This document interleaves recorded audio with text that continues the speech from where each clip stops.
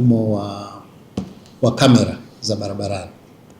Lengo letu ni kuleta nidhamu, maana ajali zimekuwa nyingi sana, lakini si ajali tu, na uvunjiaji wa sheria za barabarani. Tunajenga walkway za kutembea watu kwa miguu, unakuta mtu kapaki, au sehemu ya basi kusimama, hivi vyombo vya usafiri vya abiria vya umma, watu wamepaki, kashuka kabisa, anaenda kufanya kitu. Yani ilikuwa hakuna nidhamu kabisa.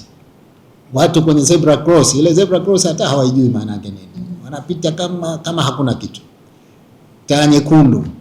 Kwa hiyo lengo la huu mfumo ni kudhibiti madhambi yote, sio speed peke yake, madhambi yote, na faini ni kubwa.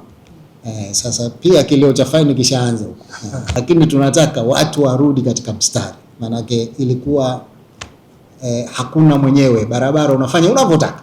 Sasa nadhani it is time turudi, maadamu tunajenga barabara mpya, tunaweka vituo vya mabasi, tunaweka traffic lights zitakuja. Sasa bila ya utaratibu huu madhubuti na faini kubwa, hii ni tabia tutakuwa hatuwezi kuidhibiti. Kwa hiyo watu mkisikia kilio cha faini, vumilieni kidogo mpaka watu warudi kwenye mstari.